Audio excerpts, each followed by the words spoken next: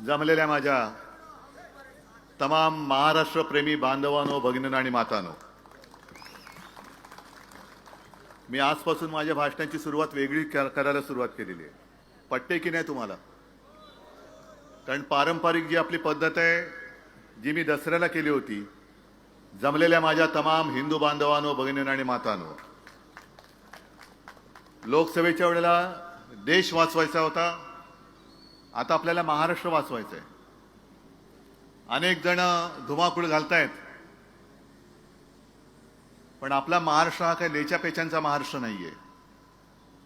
आणि आपला महाराष्ट्र कोणीही पैसे फेकून विकत घेऊ शकत नाही, अजिबात नाही, किती पैसेवाला असू दे. पण महाराष्ट्राच्या मातीमध्ये जो स्वाभिमान, जिद्द आणि एक लढाऊ बाणा आहे, तो कोणी कितीही पैसेवाला उतरला तरी विकला जाऊ शकत नाही, विकत घेऊ शकत नाही. मी आलो तेव्हा भास्करराव रंगात आले होते, रांगत नाही रंगात होते. आणि भास्करराव म्हटल्यानंतर तलवारबाजी आलीच. अनेक मुद्दे त्यांनी मांडले, तरी मला असं वाटतं भास्करराव मध्येच मी घुसलो म्हणून तुमचं भाषण तुम्हाला आवडतं घ्यावं लागलं. पण तरी देखील तुम्ही जे बोललाय तशा सभा घ्या आणि एकदा काय तो यांचा चुपडा साफ करून टाका. लोकसभेच्या वेळेला मी याच मैदानात आलो होतो आपल्याला भेटायला. एका गोष्टीचं म्हणजे मला अर्ध समाधान आहे आणि अर्ध थोडंसं वाईट पण वाटते, नाही बरंच वाईट वाटतंय. या भागाने आपल्याला चांगलं म्हणजे तुम्ही सगळ्यांनी चांगले आशीर्वाद दिले, खाली जरा डचपणलो. आता असं होता कामा नये. तिकडे सुद्धा मी जाणारच आहे, सिंधुदुर्गात पण जाणारच आहे, तिन्ही मतदारसंघात जाणार आहे. विशेष म्हणजे आपल्यावरती जे आरोप करतायत घराणेशाहीचे, त्यांना मला आता विचारायचं आहे की इकडे दोन भाऊ खातायत, तिकडे दोन भाऊ आणि एक वडील बसलेत खायला कोकण. म्हणजे कोकणामध्ये दुसरं कोणी जगायचंच नाही.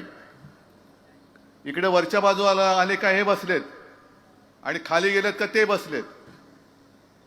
मग सर्वसामान्य कोकणी बांधवाने आणि माता भगिनीने जायचं कुठे, करायचं काय? आमच्यावरती अगदी ठाकरे म्हणून घराणेशाहीचा आरोप तुम्ही केलात, मला मान्य आहेच, कारण मी ती परंपरा घेऊन पुढे चाललेलो आहे आणि ती परंपरा मी घेऊन पुढे चाललोय म्हणून आज माझ्याकडे काही नसताना हे सगळे आशीर्वाद देणारे माझी स्वतःची हक्काची माणसं माझ्यासोबत आहेत. परत एक वळण आलेले असं म्हणा पाहिजे तर, दुपारी मी कोल्हापूरला गेलो होतो, राधानगरीला. प्रचंड उत्साह, प्रचंड गर्दी. अगदी शेवटी लोक एवढी काय म्हणायचं तुम्हाला गच्च झाली की म्हटलं येऊ दे त्यांना, इकडे डी मध्ये येऊ द्या. अगदी स्टेजला खेटून लोक बसली. प्रचंड उत्साह. सगळीकडे एक आता मशाल पेटलेली आहे, धगधगायला लागलेली आहे. ज्या क्षणाची आपण वाट बघत होतो की कधी एकदा निवडणूक येते, तो क्षण आता आलेला आहे 20 तारखेला. आणि कोकण वरपासून खालपर्यंत अगदी थेट मुंबईपासून संपूर्ण किनारपट्टा, मला मशाल धगधगलेली पाहिजे. हे खोकेबाजीचं राजकारण आपल्याला आत्ताच जाळून भस्म करावं लागेल. जे वळण मी तुम्हाला सांगत होतो ते वळण केवळ उद्धव ठाकरेच्या अस्तित्वाचा विषय नाहीये, शिवसेनेच्या तर नाहीच आहे, पण आपल्या कोकणाच्या आणि महाराष्ट्राच्या अस्तित्वाचा प्रश्न निर्माण झालेला आहे. कोकण कोणाचं? गुंडांचं की माझ्या कोकणवासियांचं? हे तुम्ही ठरवायचंय. मी बोलून जातोय, पण ठरवणारे तुम्ही आहात. तुम्हाला कोकण आणि तुमचं भवितव्य, तुमचं भविष्य हे शिवशाही मानणाऱ्या शिवसैनिकाच्या, महाविकास आघाडीच्या कार्यकर्त्याच्या हातात द्यायचे की गुंडांच्या हातात द्यायचे, की जो पैशाचा माज दाखवून कोणी असेल तर मी विकत घेऊ शकतो, या एका गुरमीत चालणारी लोक आहेत, त्यांच्या हातामध्ये तुम्ही तुमची मुलं बाळ आणि तुमचं आयुष्य त्यांना तुम्ही देणार आहात का? देणार असाल तर तुमचा प्रश्न आहे,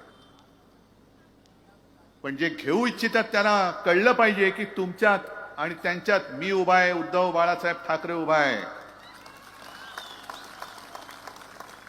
सगळेजण येत आहेत. बाळमानेजी, तुम्ही ज्या सोनेरी क्षणांच्या आठवणी सांगितल्या, मी सुद्धा त्याला साक्ष आहे. पण एक प्रश्न मला पडतो की ते क्षण जे होते सुवर्ण अक्षरात लिहावे असे क्षण होते, काही नव्हतं आपल्याकडे. म्हणजे नगरसेवक निवडून आला तर आपल्याला केवढं अप्रूप वाटायचं की आपले नगरसेवक निवडून आले. आमदार खासदार तर खूप लांबची गोष्ट होती. पहिले आपले आमदार निवडून आले वामनराव महाडिक, केवढं आम्हाला, मी लहान होतो, केवढं अप्रूप वाटलेलं, अरे वामनराव महाडिक आमदार झाले. त्याच्यानंतर वामनराव महाडिकच पहिले खासदार झाले. अरे वामनराव खासदार झाले. खासदार म्हणजे काय होतं, आमदार म्हणजे काय होतं, मुंबईचा महापौर म्हणजे मोठं पद आहेच ते. पण आपल्याकडे काहीही नव्हतं तेव्हा आपण एकत्र आलो होतो. एक वेळ होतं आपल्यामध्ये की नाही, आपल्या देशासाठी आपण एकत्र आलं पाहिजे, हिंदुत्वासाठी आलं पाहिजे, राज्यासाठी आलं पाहिजे. लढत लढत लढत म्हणजे हा लढा कधी संपतोय की नाही, अशा परिस्थितीमध्ये शिवसेना आणि भारतीय जनता पक्ष एकत्र राहिली होती. मग अशी भारतीय जनता पक्षाला काय अवदसा सुचली की ते जे काय होतं उद्दिष्ट गाठल्यानंतर तुम्ही संकट काळात तुमच्या सोबत राहिलेल्या शिवसेनेला बाजूला सारून टाकले. झालं, तुमचे आमदार झाले, खासदार झाले, मंत्री झाले, पंतप्रधान झाले. 2014 साली मानेजी, मला आठवत आहे का आपल्याला लढावं लागलं होतं. का हे जे आजचं पाप आहे ना, मी राधानगरीमध्ये जे सांगितलं तेच तुम्हाला सांगतोय. हे पाप माझ्या हातनं घडलेलं. हा गद्दार मी तुम्हाला दिला होता आणि केवळ तुम्ही माझ्यावरती भरोसा ठेवून त्याला निवडून दिला होता. तेव्हा शेवटच्या क्षणी अगदी 2 दिवस राहिले होते अर्ज भरायचे, मला एकनाथ खडसेंचा फोन आला. एक खडसेंनी सुद्धा सांगितले की उद्धवजी आता आपलं जमणं शक्य नाही. म्हटलं काय असं न जमण्यासारखं काय, सगळे गुण तर जुळतायत. गुण जुळले तरी आता 36चा आकडा का करताय तुम्ही. 36 गुण जुळले तरी देखील 36चा आकडा कशाला. आपण होते ना, 2 दिवस आहेत, जुळून टाकू सगळं. नाही म्हणे आता आम्हाला वरनं निरोप आलाय, आता युती वगैरे काय करू नका. पण नाईलाज झाला माझा. अचानक उमेदवार आणायचे तरी कुठून. जे आपलं म्हणून आपण तयारी केली होती, नाही रत्नागिरी म्हणजे बाळमाने म्हणजे भाजपला सोडली, हे म्हणजे यांना सोडलं, अचानक आणायचं कुठून. मग हे आलं भूत. लढलो आपण, झाला तुमचा दुर्दैवाने पराभव. पण त्याच्यानंतर 2019 साली तुम्ही सुद्धा एक दिलदारपणा दाखवला. युती झाल्यानंतर तुम्ही खळखळ नाही केलीत, बंडखोरी वगैरे केली नाहीत. तुम्ही परत या भूताला अगदी माने म्हटल्यानंतर मानेवरती घेतलं. आता हे भूत मानेवरनं उतरायला पाहिजे, हे उतरून टाकायचं. गेले 2.5 वर्ष, बरं 14 साली जेव्हा आपण घेतलं होतं तेव्हा मला सांगितलं की उद्धवजी मी निवडून येतो, पण मला मंत्री बनवाल ना. तेव्हा सत्ता आणायचीच होती. मी म्हटलं बनवतो मंत्री. 14ला नाही बनवू शकलो, पण आमची ख्याती अशी की आहे की शब्दाला पक्का, एकदा शब्द दिला की दिला, मग परत मागे घ्यायचा नाही. 19 साली सत्ता आली, आमचा शब्द आम्हालाच आठवला आणि बनवला याला मंत्री. त्या मंत्रिमंडळाच्या कालखंडामध्ये आणि आता गेल्या 2.5 वर्ष उद्योग मंत्री म्हणून तुम्ही जे काय काम केले असेल, तर घरचे उद्योग सोडा, बाहेरचे उद्योग किती केले ते सांगा पहिले. बाहेरचे उद्योग अनेक आणि इकडे ठणठणाट. काय रत्नागिरीकरांना मी विचारतोय, एक तरी उद्योग या उद्योग मंत्र्यांनी आणला रत्नागिरीत. महाराष्ट्राचा तर बातच सोडा, स्वतःच्या मतदारसंघाला जो एक उद्योग आणू शकत नाही, उद्योग देऊ शकत नाही, असे निरुद्योगी मंत्री हे परत बेशरमपणाने मत मागायला येत आहेत आणि आपण मत देणार आहात त्यांना. इकडे हे, तिकडे राजन साळवीचे विरुद्ध यांचे भाऊ, काय मोठमोठी त्यांनी लोकसभेच्या वेळेला पैशाची मस्ती दाखवली होती. जणू काय हे म्हणजे महाराष्ट्रामध्ये असं व्यक्तिमत्व झालंच नाही, असे सगळे होर्डिंग मुंबईत पण लावलेले. पण त्यांना कळत नाही की हा जो लढा आहे हा निष्ठावंताशी तुम्हाला लढायचा आहे. राजन साळवी हा शिवसेना प्रमुखांचा निष्ठावंत सैनिक आहे. हा तुमच्यासारखा लाच घेऊन, खोके घेऊन सुरतेला पळालेला नाही. त्यांच्यावरती अनेक दडपणं आणली, घरी धाडी पडल्या, पत्नीला मुलांना अटक करू म्हणाले, तरी सुद्धा हटला नाही अजिबात. आणि म्हणून मी या निष्ठावंताला पुन्हा सांगितलेलं की राजन, तुम्हीच तिकडे योग्य आहात, लढा, बघू कोण गद्दार येतोय, आडवा करून टाकू त्याला. म्हणजे मी लोकसभेच्या वेळेला आलो होतो तेव्हा या सगळ्या गोष्टी तुम्हाला सांगितल्या होत्या की धाड टाकल्यानंतर घरी शिवाजी महाराजांच्या पुतळ्यांची किंमत करता तुम्ही, महाराजांच्या. नालायक लोकांनो, महाराज जर झाले नसते तर तुम्ही जिवंत राहिला असतात. इकडे महाराजांच्या पुतळा जो राजन साळवींच्या घरी आहे, सगळ्यांच्या घरी आहे, माझ्या घरी आहे, यांच्या घरी सुद्धा आहे. आणि महाराज फक्त पुतळ्यामध्ये नाही, महाराज आमच्या हृदयामध्ये आहे. कराल किंमत तुमची, त्यांची किंमत कराल. इकडे राजांच्या घरी सापडलेल्या म्हणजे ठेवलेल्या शिवाजी महाराजांच्या पुतळ्याची किंमत केली, किती, याची किंमत काय?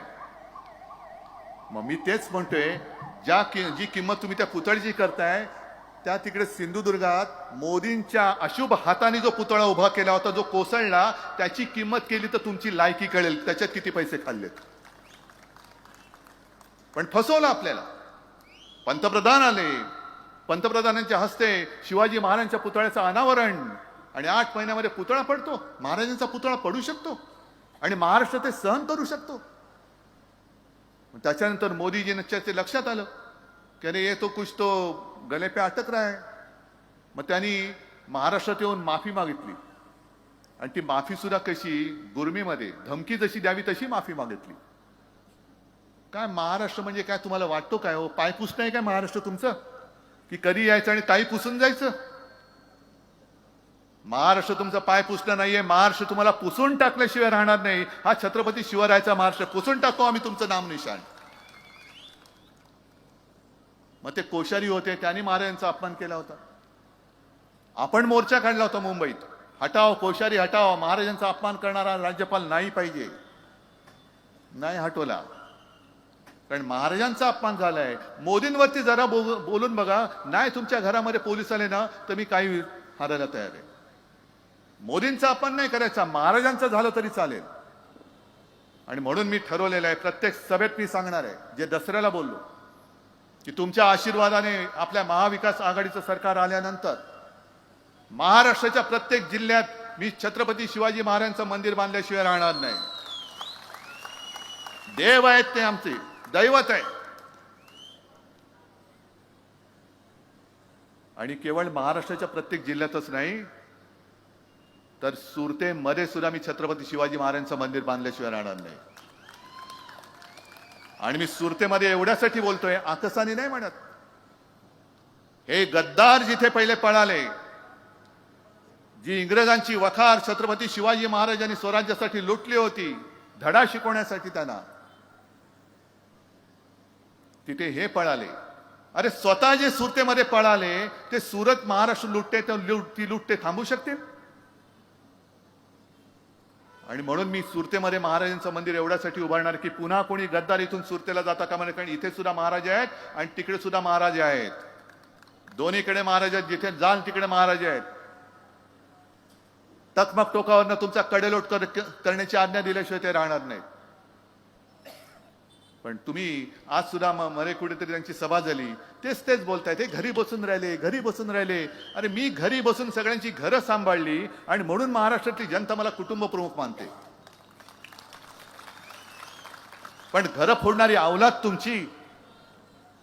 माझी आपली शिवसेना फोडली, सगळ्यांची घरं, शरद पवारांचं घर फोडलं, घर फोडे तुम्ही. घरं फोडताय आणि राज्य करताय, आणि आम्हाला तुम्ही सांगताय यांनी काय केलं नाही. जर मी काय केलं नसतं तर ही जनता आजपर्यंत माझ्यावरती प्रेम करत आले, तिचं प्रेम कधीच आटलं असतं. आणि म्हणून मी तुम्हाला विचारतोय की मी असं काय कोणता गुन्हा केला होता 2.5 वर्षामध्ये मी मुख्यमंत्री असताना? एक तर जागतिक महामारी आल्यानंतर तुमच्या सगळ्यांच्या साथीने आणि सोबतीने महाराष्ट्र करोनाचा बंदोबस्त करण्यात संपूर्ण देशात नंबर 1चं राज्य होतं.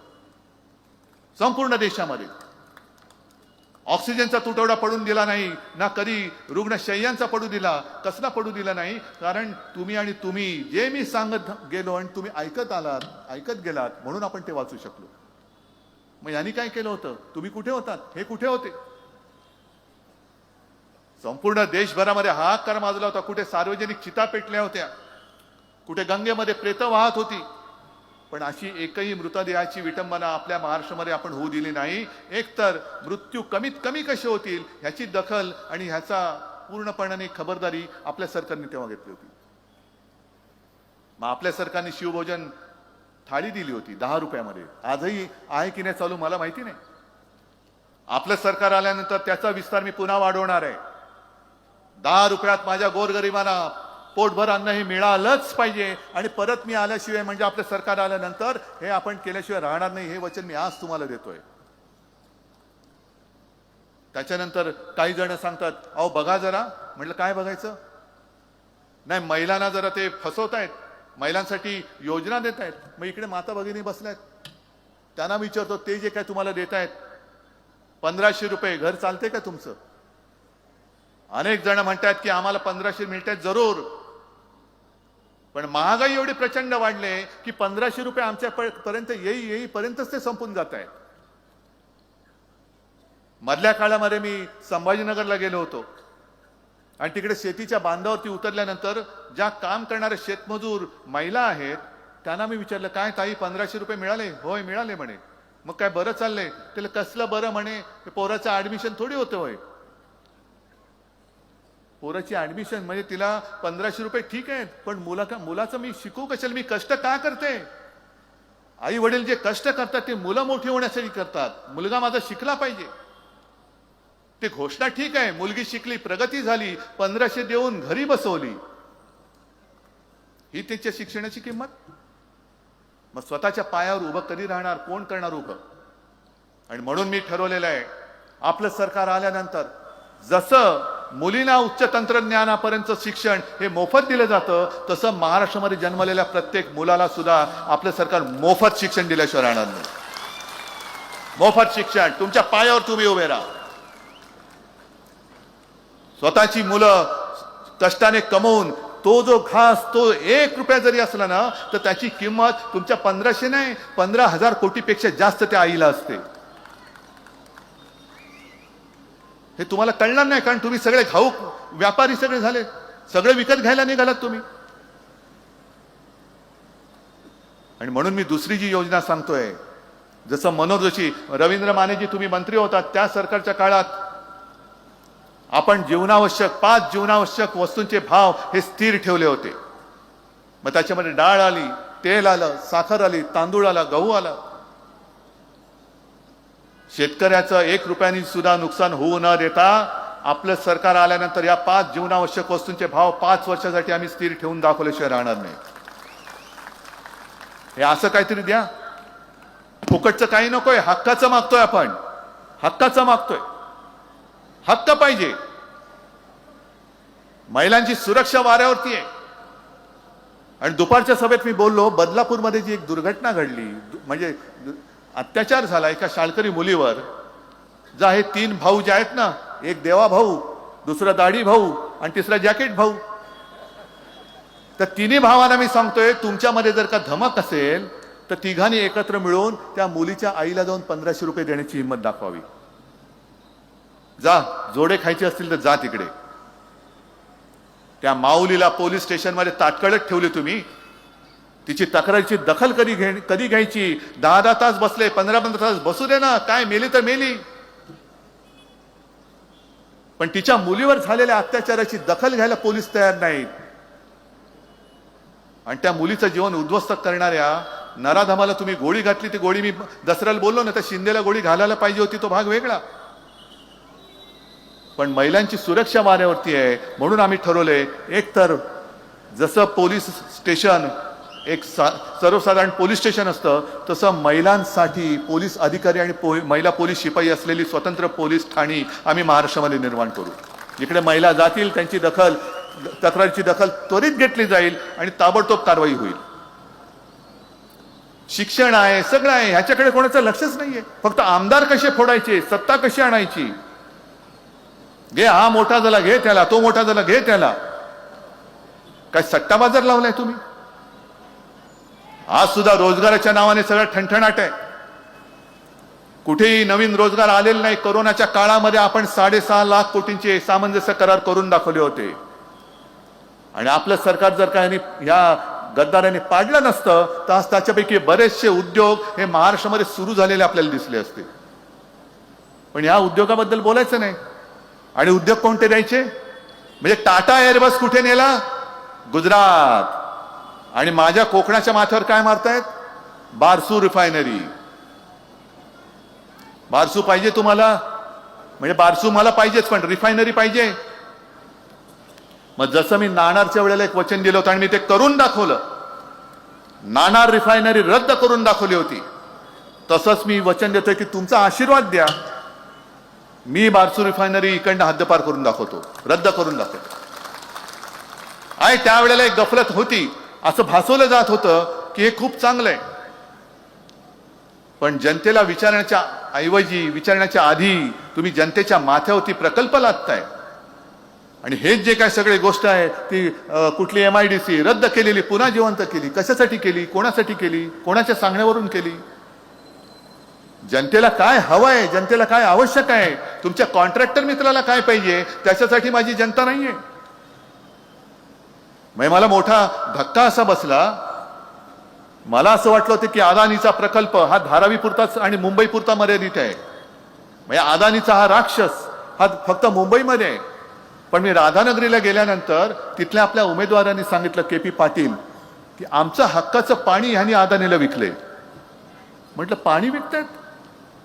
तिकडे मुंबई विकली, तिकडे कोल्हापूरमध्ये पाणी विकलं, चंद्रपूरमधली एक शाळा अदानीला दिली. म्हणजे काय महाराष्ट्राचं नाव हा महाराष्ट्र कोणाचा आहे? छत्रपती शिवाजी महाराजांचा राहणार आहे का अदानीचा महाराष्ट्र होणार आहे? शाहू फुले आंबेडकरांचा महाराष्ट्र राहणार आहे का मोदी आणि शहांचा महाराष्ट्र होणार आहे? या सगळ्या गोष्टी ठरवणार ही निवडणूक आहे. काय लोक जे ऐकतायत, सगळीकडे जाहिराती आता खूप झालेल्या आहेत. सगळ्या जाहिराती आम्ही तेच बोलतोय, तेही तेच बोलतायत.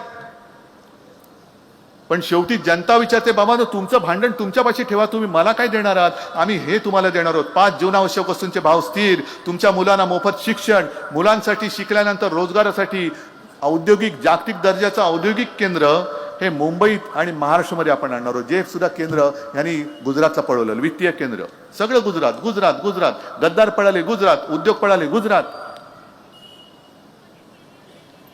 महाराष्ट्राचं मंत्रालय सुद्धा उदयाने गुजरातला नेलं तर आश्चर्य वाटण्याचं कारण नाहीये. कारण एवढी जुलम आणि दडपशाही चालले, कोणी यांच्याकडे जाब विचारण्याचं धाडस करत नाही. एकटी फक्त शिवसेना, आणि म्हणून तुमची शिवसेना, आपली शिवसेना त्यांनी फोडून टाकली. कारण मी तिकडे मध्ये होतो मुख्यमंत्री म्हणून, दिल्लीची हिंमत नव्हती महाराष्ट्राकडे वाकड्या नजरेने बघण्याची. काय हिंमत होती? एक सुद्धा उद्योग मी नेऊ दिला नव्हता. आणि पुन्हा आपलं सरकार आल्यानंतर हे सगळे पळवलेले उद्योग, ठीक आहे तिकडे सुखात असतील तर असू दे, पण नवे उद्योग मी महाराष्ट्रात आणल्याशिवाय राहणार नाही. जे करोना काळात मी करून दाखवलं होतं, मी करून दाखवलंय, म्हणून मी आत्मविश्वासाने बोलतोय. पण या सगळ्या गोष्टी तुम्हाला हवेत की नको आहेत? आज सुद्धा या सगळी यादी आहे मोठी, वाचायची तरी किती? टाटा एअरबस गेला गुजरात, वेदांता फॉक्सकॉन गुजरात, बलरक पार्क गुजरात, सगळं गुजरात. मोठं वित्तीय केंद्र गुजरात, गद्दार पळाले गुजरात. अरे काय महाराष्ट्रामध्ये काय शिल्लक ठेवणार आहेत की नाही? का महाराष्ट्रामध्ये नुसता बेकारीचा तांडा फिरवणार आहात तुम्ही? महाराष्ट्राच्या हातामध्ये काय भिकेचा कटोरा तुम्ही देणार आहात? रोज उठून तुमच्या पायाशी यायचं आणि भीक द्या म्हणून सांगायचं, दे दान सुटे गिरान म्हणून तुमच्या मोदीशांच्या दारात उभं राहायचं. हा भाजप मला मान्य नाही आणि हे यांचं हिंदुत्व मला मान्य नाहीये. मानेजी, आज तुम्ही आपल्या सोबत आलात या व्यासपीठावर, मी आता तुम्हाला सगळ्यांना कळेल. आणि इथे सुद्धा भाजपचे आणि अगदी संघाचे लोक असतील, त्यांना मी नम्रतेने सांगू इच्छितो की बाळमानेंच्या वेदना त्यांना विचारा की ज्यांनी भाजप रुजवला ती लोक आता नको आहेत. भाजपचे अध्यक्ष नड्डा सांगतायत आता आम्हाला संघाची गरज नाहीये. मग कोणासाठी काम करताय? 100 वर्ष तुम्ही तुमच्या पिढ्या संपूर्णपणे वाया घालवल्यात. कोणाला डोक्यावरती घेऊन बसलात तुम्ही?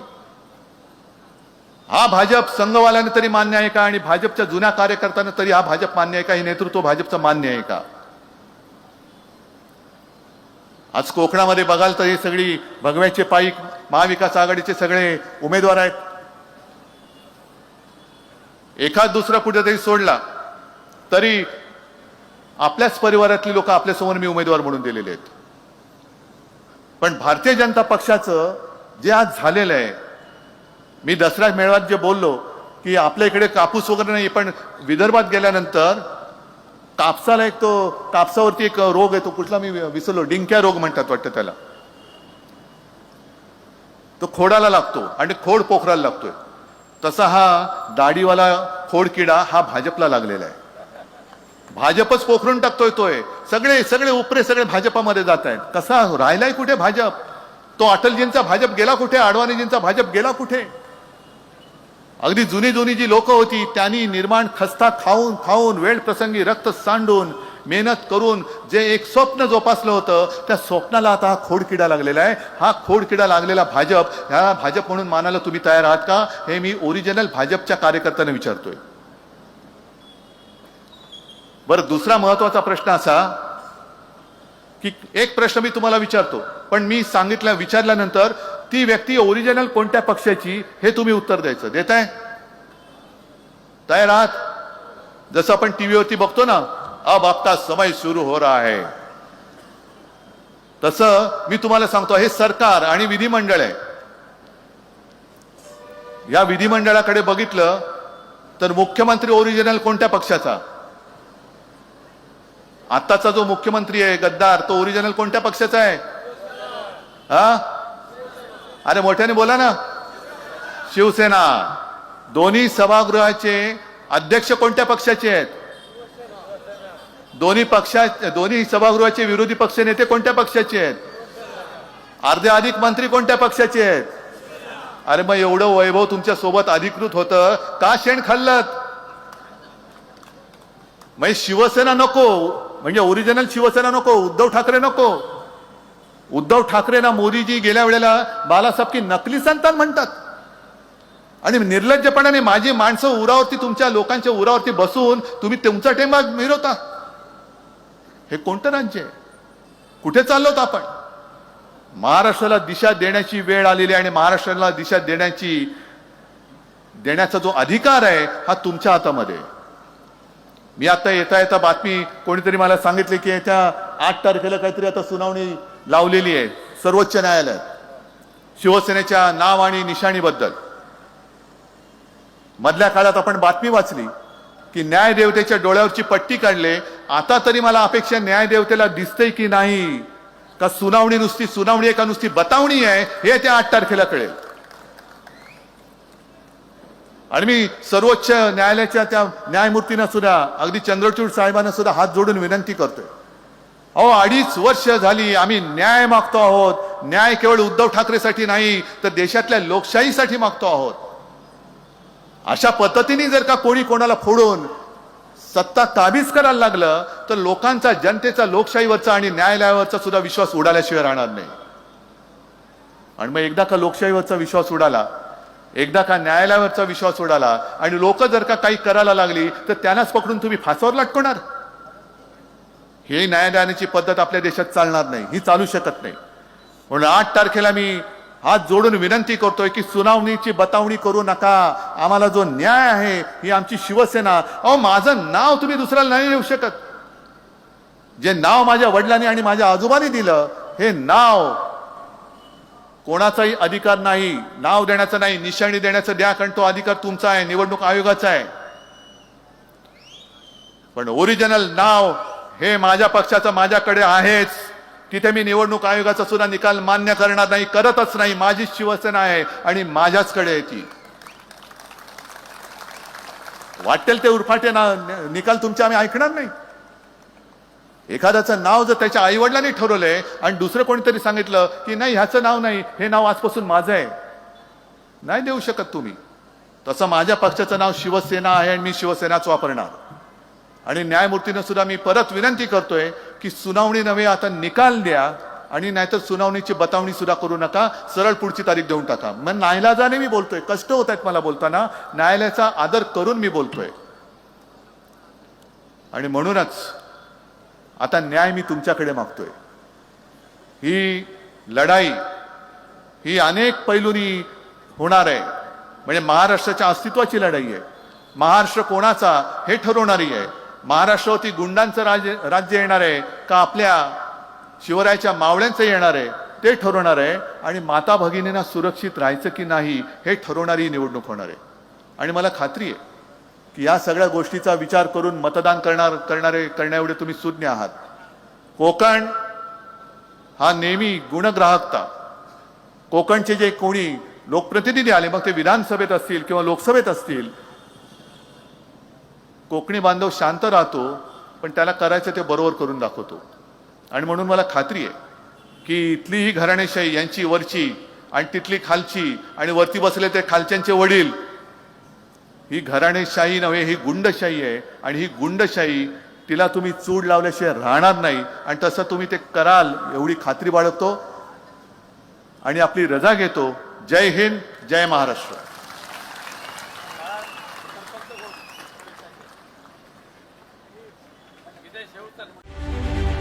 रत्नागिरी 24 न्यूज चॅनलला आताच सबस्क्राईब करा आणि शेअर करायला विसरू नका.